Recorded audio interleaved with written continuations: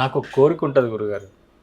ఎవరైతే మన ఛానల్ చూస్తున్నారో, లేదు అసలు ఈ భూమండలంలో ఎవరైతే కష్టాల్లోని, ఇబ్బందుల్లోనూ ఉన్నారో వీళ్ళందరినీ బయటపడిపోయేలాగా ఎందుకు ఈ సాధనా మార్గంలో ముందుకెళ్ళే గురువులు ఏదో ఒక వరాన్ని వారందరికీ ప్రసాదించరు, వాటి నుంచి ఎందుకు బయటపడేయరు?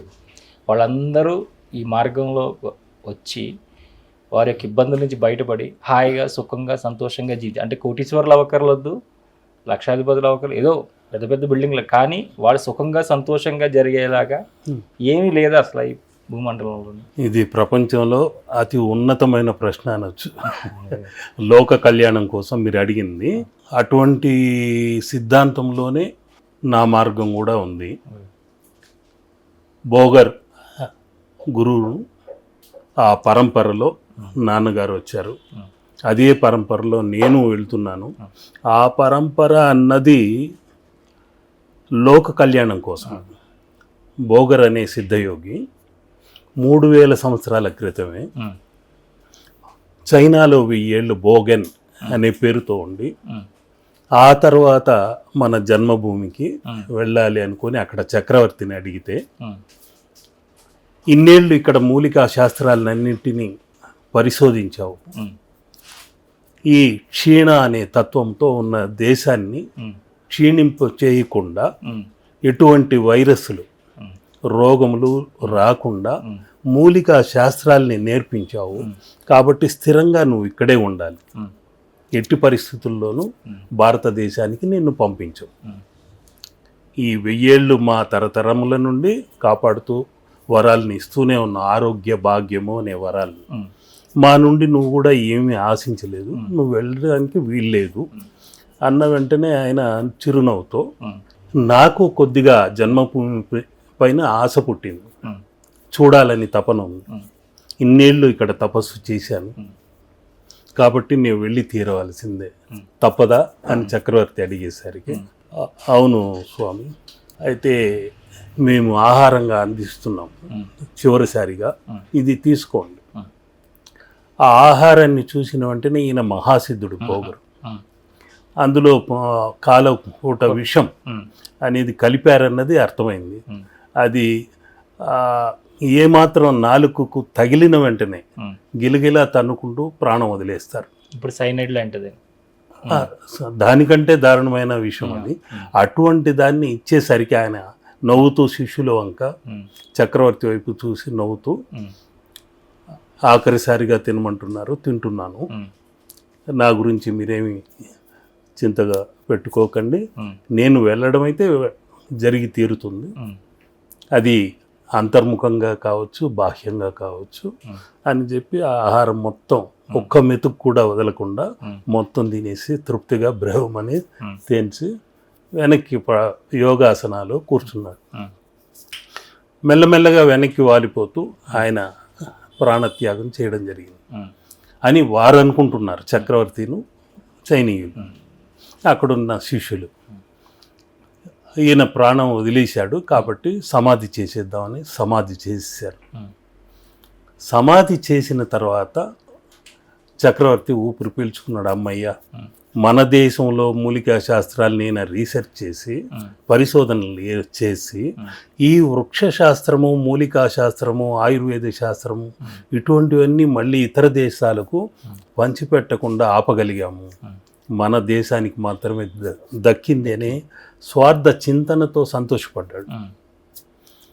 కొద్ది రోజులకు అనేక దేశాల నుండి మన భారతదేశానికి వచ్చి జ్ఞానము అనే ఆ దానమును స్వీకరించి వెళ్ళేవాళ్ళు ఇతర గురువులు, చైనీయులు కానివ్వండి, జపనీయులు కానివ్వండి, ఏ దేశం నుండైనా అక్కడున్న ఆధ్యాత్మిక గురువులందరూ ఇక్కడికి వచ్చి జ్ఞాన సముపార్జన చేసుకుని వెళ్ళేవాళ్ళు. అటువంటి సమయంలో మన భారతదేశం నుండి చైనాకు వెళ్తున్నాడు ఒక ఆధ్యాత్మిక గురువు. ఆ సరిహద్దు దగ్గర ఆయన వెళుతున్నప్పుడు చైనాకి బోగర్ సిద్ధుడు ఎదురయ్యాడు. ఒక కాలికి మాత్రం చెప్పు ఉంది, కుడి కాలికి ఉంది, ఎడమ కాలి చెప్పు లేదు. ఏమిటి స్వామి బోగర్ గారు, మీరు బోగెన్ అని పిలిచేవారు. బోగెన్ గారు మీరేంటి ఒక్క కాలికి చెప్పు వేసుకుని రావడం ఏమిటి ఈ మండు టెండలో, ఈ ఇండియాకి వెళ్ళిపోతున్నారా అంటే ఆ రోజుల్లో భారతదేశం అనుకున్నాం, భారతదేశానికి వెళ్ళిపోతున్నారా, అవును వెళుతున్నాను అనేసరికి కాలి వైపు చూసి ఒక కాలికే చెప్పు ధరించడం ఏమిటి, ఇంకో కాలికి చెప్పు ఏదైనా తెగిందా పోయిందా ఏంటండి. ఆ విషయము రహస్యంగానే దాచిపెడతాము. ఆ రహస్యం ఏమిటో మీ చక్రవర్తి దగ్గరికి వెళ్ళి అడుగు, ఆయన వివరించి చెప్తాడు. అది చిత్ర చిదంబర రహస్యం అనేసరికి ఆయన ఆలోచనలో పడి అలాగే స్వామి అని ఆయనకు పాదాభివందనం చేసి చైనాకి వెళ్ళిపోయాడు.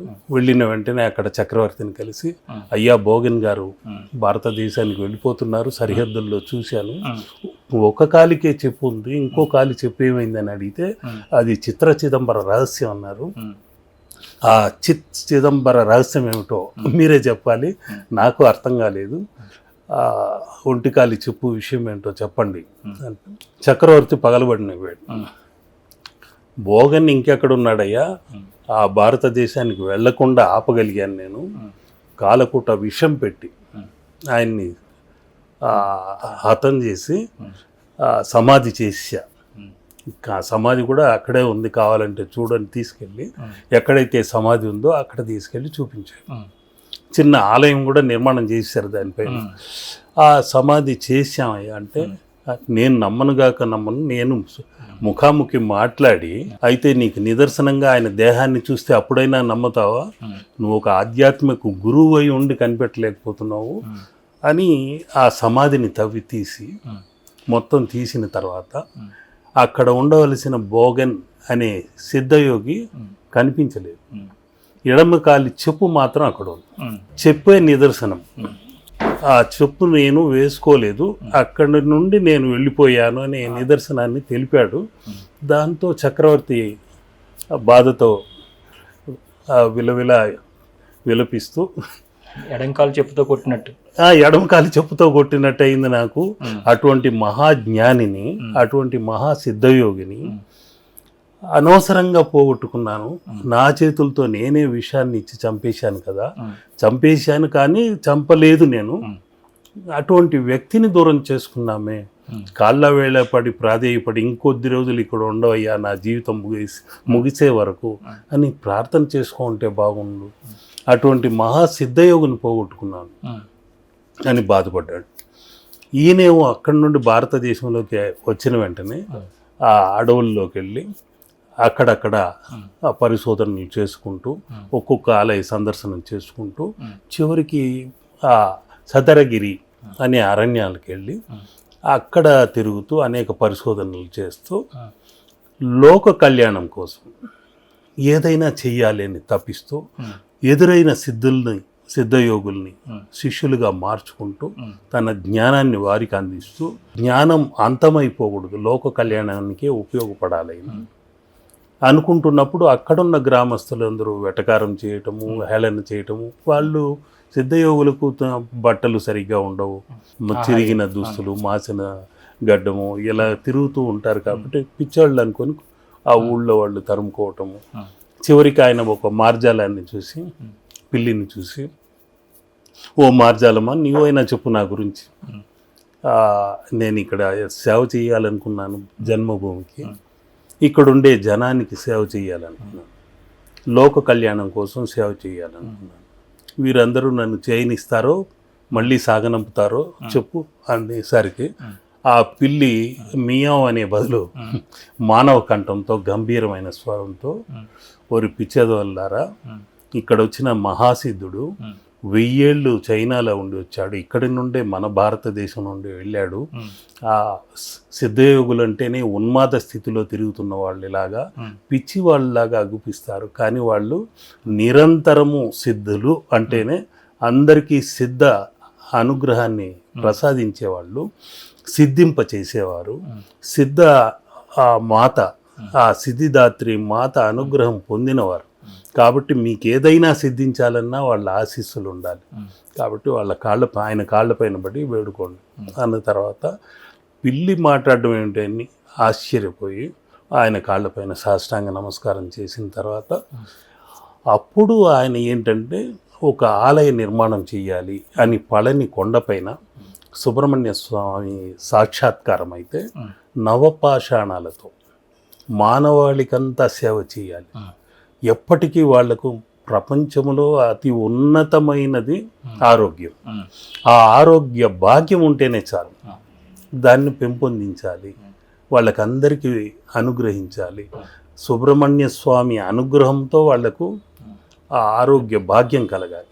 ఎందుకంటే కుజుడు అంటేనే ఆ రక్త సంబంధమైన ప్రవాహం, అటువంటి రక్త సంబంధ దోషములు లేకుండా ఉండడానికి ఆ సుబ్రహ్మణ్య స్వామి అనుగ్రహం పొందాలని అందులోనే నవపాషాణాలని పొందుపరిచి అనేక మూలికల్ని పొందుపరిచి ఒక విగ్రహంగా తయారు చేశారు. ఆ విగ్రహం ఎందుకు చేశాడు? రాబోయే తరాలకంతా ఆరోగ్య భాగ్యం ఇవ్వాలి. ఆయనకేదో కోట్లు కావాలనో ఇంకేదో పొందాలనో తపన స్వార్థం లేదు అక్కడ. అటువంటి అత్యద్భుతమైన ఒక ఆలోచనతో కేవలం ఆయన ఒక కౌపీనంతోనే ఉన్నాడు. విభూతి అనే భస్మం ఉంది తప్ప ఆయన దగ్గర కోట్లు కనకము రత్న మాణిక్యాలు అటువంటివి లేవు. అంతటి ఉన్నతమైన ఉద్దేశంతో రాబోయే ప్రళయం ముందుగా గ్రహించి ఇటువంటి నవపాషాణ విగ్రహమే మరొకటి కుజగ్రహంలోనూ పెట్టాడు. ఆ ప్రళయం తర్వాత మనిషికి అనుగుణంగా అక్కడ జలం అనే ప్రవాహం కలగాలని ఆ స్వేదం ఇప్పటికీ ఆ విగ్రహం నుండి పడుతూనే ఉంది. ఆ కుజగ్రహమే రాబోయే మానవాళికి ఆధారం అవుతుంది. ఇక్కడ నుండి మనం అందరం ఈ ఖాళీ చేసి వెళ్ళిపోవాల్సి ఉంది. తట్టా బుట్ట పెట్టుకొని ఏ రోదసి నౌకల్లో వెళ్ళి అక్కడ స్థిరపడాల్సి వస్తుంది. అది ఆయన ఉద్దేశం. కాబట్టి లోక కళ్యాణం కోసమే సిద్ధయోగుల తపన. వాళ్ళు అందుకని అటువంటి ఆరోగ్య భాగ్యమే ముఖ్యమైనది మనిషికి. ఎన్ని కోట్లు దారిపోసిన ఆరోగ్యాన్ని పొందలేరు. ఏదో టాబ్లెట్లు ఆ సమయానికి ఉపశమనం, అంతేకాని 100 ఏళ్ల పైన ఎవరూ జీవించింది లేదు. ఏ విద్యలు చేసినా ఏం చేసినా కూటికే, చివరికి కాటికే. కాబట్టి అందరికీ ఆ ఉన్నన్నాళ్ళు లోక కళ్యాణం కోసం ఏం చేయాలో వారు తప్పించారే తప్ప వారికంటూ సంసార సుఖముల కోసము ధన కనకాదుల కోసము వారు ఎప్పుడూ ఆరాటపడలేదు, పోరాడింది లేదు. ఈ సిద్ధులు అంటేనే వాళ్ళు లోక కళ్యాణం కోసమే తిరుగుతూ ఉంటారు. ప్రతి ఊరు తిరుగుతూ అక్కడ ఆశీర్వదిస్తూ భిక్షాటనతోనే వాళ్ళ జీవనం గడిచేది. ఇప్పుడున్న సిద్ధులు వేరు, రకరకాల సిద్ధయోగులు రకరకాలుగా ఈ మధ్యకాలంలో పుట్టుకొస్తున్నారు. వాళ్ళలో కొందరికి ఆ విద్వత్తు ఉంది, కొందరికి లేకుండా ఏదో కొన్ని శక్తిపాతాలు ఏదో పాతాలంటూ ఇచ్చేస్తున్నారు, ఊగిపోతున్నారు. అవన్నీ కొన్ని అతీతమైన శక్తులు, కొన్ని గుప్తంగా ఉండవలసిన శక్తుల్ని బహిర్గతంగా బాహ్యంగా తీసుకొచ్చి కమర్షియల్గా మార్చేది ఒక పద్ధతి కాదు అని నా ఉద్దేశం. ఈ సిద్ధ మార్గంలో పయనించాలనే తత్వంతోనే లోక కళ్యాణం కోసం వారి దగ్గర నుండి నేను పొందిన అనుగ్రహం, ఆ చిన్న వయసులో వారు ఎక్కడైతే ఉంటే అక్కడికి వెళ్ళిపోవటం, వాళ్ళ పాదాలని ఆశ్రయించటము, ఏదో ఒక గన్నీ బ్యాగ్ లాంటిది దానిపైన పడుకొని ఉండేవాళ్ళు, వాళ్లకు పాదాలు సేవలు చేసుకొని ఏదైనా ఉపదేశించండి అంటే, ఒక సిద్ధయోగి మాత్రం ఆయన పడుకునే స్థలం ఎలాంటిదంటే మురికి కాలువ, మొత్తం ఊర్లోని పెంట గింట మొత్తం ప్రవహించే ఒక కాలువ పక్కనే ఆయన సుఖాసనం, కూర్చోవటము పడుకోవటం అన్నీ అక్కడే. కానీ ఆయన దేహము బంగారు వర్ణంతో మెరిసేది. అటువంటి సిద్ధయోగుల దగ్గర కూడా సేవ చేస్తూ, పాదసేవ చేస్తూ, అనుగ్రహించండి, నాకేదైనా మంత్రాన్ని ప్రసాదించండి, లోక కళ్యాణం కోసం నేను తపిస్తున్నాను, నా స్వార్థం కోసం కాదు అంటే పైనుండి కిందికి ఇలా చూసి హంగ్ సింగ్ రింగ్ పొర అనేవాడు. ఇది మంత్రం కాదు కదా, ఇది హంగ్ ఏంటి, సింగ్ ఏంటి, రింగ్ ఏంటి, ఇదేదో వింతగా ఉంది అనుకునేవాడు. కానీ ఆ హంగ్ అనేసరికి దానిలో ఏదో ఒక ఉత్తేజం కలిగేది. కొద్దిసేపు వాళ్ళు అన్నారు కదా అని సాధన చేసినప్పుడు ఇంకొద్దిసేపు సేవ చేసి స్వామి దానివల్ల నాకేం ఫలితం కలగలేదు అనేసరికి వట్టిమని పీకా చెంపదెబ్బ పడేది. హంగ్ అన్నప్పుడు నువ్వేం చేస్తున్నావు, హా అంటున్నావు, అంటున్నావు, నాలుక కొండ నాలుకను టచ్ చేస్తున్నావు, ఆ అమృతధార నీకు వస్తుంది. రింగ్ అన్నప్పుడు నీ దవడలన్నీ కదులుతున్నాయి, ఆ రిమ్ అనేది అగ్ని బీజాక్షరము. ఈ విధంగా కొన్ని అనేక అర్థాలు పరమార్థాలు ఉన్నాయి, అన్నీ విడమర్చి చెప్పను కాదు. నువ్వు సాధన చేయాలి. ఏదో ఒక నెల రోజులు హంగ్ సింగ్ రింగ్ అనేసరికి మార్పులు రావు. ఏదైనా సాధన కృషి ఉండాలి, సాధన చేస్తూ ఉండు అని నన్ను పంపించేశాడు. మళ్ళీ ఒక 6 నెలల తర్వాత ఆయన వద్దకు వెళ్ళాను. బాగానే ఉంది స్వామి, తేజస్సుగానే ఉన్నాను, ఆరోగ్యంగానే ఉన్నాను, ఎంత దూరమైనా నడుస్తున్నాను, మీలాంటి సిద్ధయోగుల్ని కలుస్తున్నాను, కానీ ఇంకేదైనా నేర్పించండి అంటే ఏ సమయానికి నువ్వు చెప్తున్నావు, ఏ సమయానికి నువ్వు మంత్ర ఉచ్చారణతో నిన్ను నీవు మేల్కొల్పుతూ నిన్ను నీవు ఏంటని తెలుసుకుంటున్నావు, ఆత్మ జ్ఞానాన్ని ఏ విధంగా పొందుతున్నావు అని. అంటే ఏదో ఉదయం లేచిన వెంటనే స్నానం చేసి ఇవన్నీ చేస్తున్నాను స్వామి. నీవు ఏమి కోరితే అది ఇవ్వటానికి విశ్వశక్తి ఒకటి ఉంది. ఆ విశ్వశక్తిని ధనం కావాలా ఇస్తుంది, మంచి భార్య కావాలా ఇస్తుంది, మంచి పిల్లలు కావాలన్నా ఇస్తుంది, అదేవిధంగా ఆస్తిపాస్తులు కావాలన్నా ఇస్తుంది, ఇంకా ఆరోగ్యం అనే భాగ్యం కావాలా ఇస్తుంది, పదవి కావాలా ఇస్తుంది, మనస్ఫూర్తిగా కోరుకుంటే ఇస్తుంది. అది ఏ సమయంలో చేయాలి, ఎలా చేయాలి అనేదానికి ఒకే ఒక ఏకైక మంత్రం, ధనంజయ అనే మంత్రం చేసుకుంటే చాలు. ధనంజయ అంటే ఆ మంత్రం చెప్తే చాలా స్వామి, ధనం అంతా వచ్చి కురిసిపోతుంది. మంత్రం అంటే మంత్రమే కాదు, కాలం. ఆ కాలము బ్రహ్మీ ముహూర్త కాలం, 5:24 నుండి 4:24 నుండి 5:15 నిమిషాల వరకు ధనంజయ కాలము అంటారు. ఆ కాలంలో ఆ సమయంలో నువ్వు ఏదైతే కోరుకుంటూ విశ్వాన్ని కోరుతావో అప్పుడు నీకు నాడి కూడా ఏముందో ఆ నాడి ప్రకారమే నువ్వు నడుచుకుంటూ వెళితే దాన్ని స్వరశాస్త్రము అంటారు. ఆ స్వరం బాగుండాలి. అంటే పాటలు పాడాలా అని పిచ్చి ప్రశ్నలు వేసేసరికి పగలబడినవి. స్వరశాస్త్రం అంటే పాటలే కాదు, ఒక మంత్రమే దీర్ఘంగా నువ్వు పాట పాడినట్టే, కానీ నీ స్వరము, నీ శ్వాస ఏ విధంగా ప్రవహిస్తుంది, ఎడమ వైపా కుడివైపా. నాకు 2 రంధ్రాలు పనిచేస్తున్నాయి, ముక్కులో ప్రాణవాయువు వెళ్తుంది వస్తుంది అని. మళ్ళీ నవ్వి బలంగా వీపు పైన ఒక దెబ్బ కొట్టాడు. వెన్నంతా జలధరింపు. ఇప్పుడు వేలు ముక్కు దగ్గర పెట్టి చూడు, ఎటువైపు వస్తుంది, కుడివైపు. ఇప్పుడు నీకున్న అగ్ని ప్రవాహం అద్భుతమైన సూర్యనాడి. నీకు ఆ కుండల్ని ప్రవాహం ఎక్కువ కావాలని నేనే మార్చాను. ఇందాక నీకు చంద్రనాడి ఉండేది ఎడమవైపు, కాబట్టి ఇడా పింగళ సుషుమ్న నాడుల్లో దీన్ని స్వరశాస్త్రము అంటారు. దానిని నువ్వు ఆ ప్రవాహాన్ని పట్టి ప్రవర్తించుకోవాలి.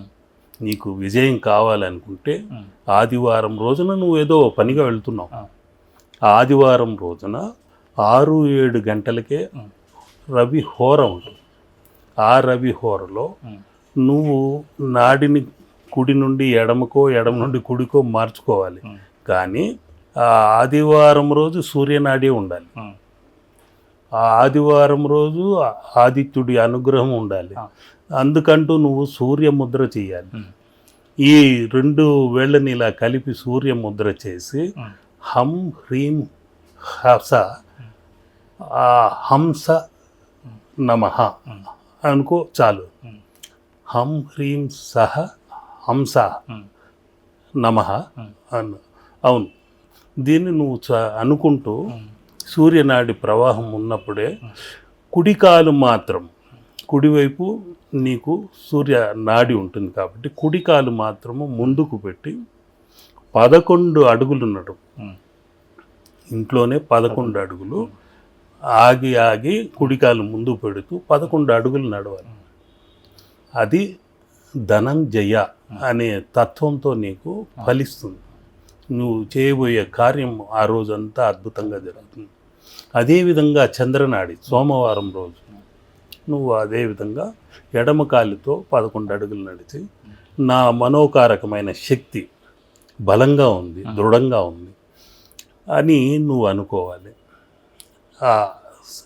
నీ మనో సంకల్పం నెరవేరుతుంది, మంత్రం కూడా ఫలిస్తుంది. ఓం నమ శివాయ చంద్రశేఖరాయ అనుకుంటూ ధ్యానించిన వెంటనే ఆయన జటాజుటాన ఉన్న గంగా అనుగ్రహము నీకు కలిగి తీరుతుంది. నీ దేహమంతా వేడి తత్వంతో ఉన్నప్పుడు చల్లబడుతుంది, ఆయన అనుగ్రహం కలుగుతుంది. ఇలా ధనంజయ అనే తత్వాన్ని తెలిపాడు. ఆ ధనంజయ అనే కాలతత్వాన్ని బ్రహ్మీ ముహూర్తంలో పొందాలి, ఎలా చేయాలి, ఒక్కొక్క రోజు ఏ విధంగా చేయాలని ఆయన ఉపదేశం ఇచ్చేవారు. ఈ రోజుల్లో అవన్నీ సాధ్యపడేవా?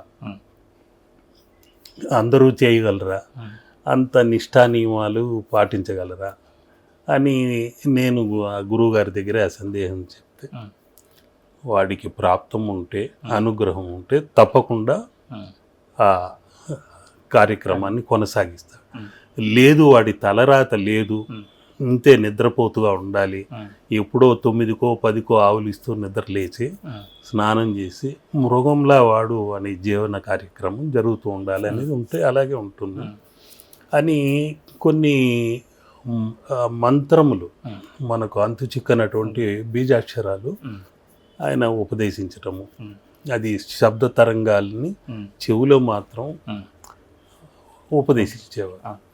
ఇట్లా ఈ ఒక్కొక్క మంత్రంలోనూ బీజాక్షరంలోనూ మనలోనే ఆ కోరికలు నెరవేరేందుకు చాలా పద్ధతులు ఉన్నాయి. మనం ముఖ్యంగా ఈ సూర్య ముద్రను చేసుకుంటూ సూర్యనాడి ప్రవహించేటప్పుడు మనం ఏమైతే కోరుకుంటున్నామో అది జరగాలని కోరుకోవటం, అది తప్పకుండా ఫలించాలని కోరుకోవటము, ఆ దైవ నిర్ణయం బాగుందంటే ఆ సమయం ఫలిస్తే వారి కోరిక నెరవేరవచ్చు. ఈ విధంగా లోక కళ్యాణం కోసం కొన్ని చిట్కాలు చిన్న చిన్నవి ఉన్నాయి, దాన్ని మనం చేసుకుంటూ వెళ్ళటమే. అందుకనే ఇక్కడున్న అమ్మవారిని కూడా చండి చాముండేశ్వరి అమ్మవారు నేను చేయించిన విగ్రహం కాదు, ఆ అమ్మవారే ఇక్కడ వచ్చి కూర్చుంది.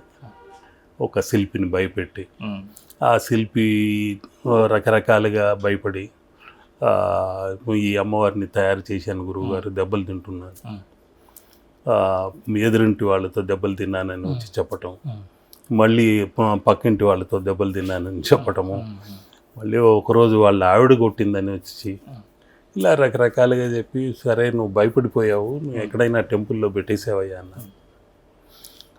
ఇక్కడున్న హైదరాబాద్లో ఉన్న ఒక 10-20 ఆలయాలు తిరిగి పెట్టబోతుంటే ఎవరో వెనక్కి గుంజినట్టయి భయపడిపోయి చెవట్లు పట్టిపోయి ఏం చేయాలో అర్థం కాలేదు గురువుగారు అన్నాడు. చివరికి పెద్దమ్మ గుళ్ళో అయినా పెట్టేవయ్యా అన్న. మళ్ళీ ఫోన్ పక్కన పెట్టి పరుగులు తీసి ఆ అమ్మవారిని అక్కడ పెడదామని వెళ్తే పెద్దమ్మ గుళ్ళో కూడా పట్టనివ్వలేదు, ఎవరో వెనక్కి నెట్టినట్టు అవుతుంది. కాబట్టి మీరు అక్కడే గ్యాలరీలోనే ఉన్నారు, ఆర్ట్ గ్యాలరీలో. ఇక్కడే ఉన్నాను, రమ్మని చెప్పాను. ఇక్కడికి వచ్చిన వెంటనే సునాయాసంగా అమ్మవారి లోపలికి నెట్టినట్టుంది గురువుగారు అని తీసుకొచ్చి ఇక్కడ పెట్టేశాడు. ఇదే ప్రాంతం. అమ్మవారు వచ్చి 18 ఏళ్ళు అయింది. ఆ అమ్మవారు వచ్చిన వెంటనే మా ఇంట్లో వాళ్ళు కూడా భయపడ్డారు. ఆయనకి అన్ని గొడవలు ఆటంకాలు అయ్యాయి కదా, మనం ఎందుకు రిస్క్ తీసుకోవాలి, ఆలోచించి తీసుకోండి అంటూనే మాట్లాడుతున్న వెంటనే ఒక సీతాకోక చిలుక రావటం, అమ్మవారి చుట్టూ తిరుగుతూ ఆమె పైన కూర్చోవటం జరిగింది. నాకేదో మంచి సంకేతం అయితే అందింది. నేను చేసే ఉపాసన అమ్మ గురించే. ఆ అమ్మవారి శుక్రవారం రోజు వచ్చింది. ఆ అమ్మవారిని వదులుకోవడం లేదు, బ్రహ్మరాంబ రూపంలో సీతాకోక చిలుక రావటము ఒక శుభ సంకేతంగా అనిపించు అమ్మవారిని పెట్టేశాం. ఆ విధంగా అనేక మంది ప్రముఖులు అమ్మవారిని చూసి వెళ్ళటము, వాళ్ళు ఇప్పుడు మంచి పదవుల్లో, ఉన్నతమైన పదవుల్లో ఉన్నారు, ఆ అమ్మవారి అనుగ్రహాన్ని పొందారు.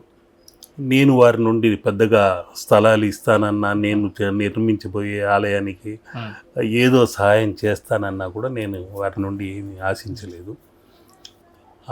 వాళ్ళు బాగున్నారు అని ఆత్మతృప్తిగా పరవశంతో చెబితే చాలు.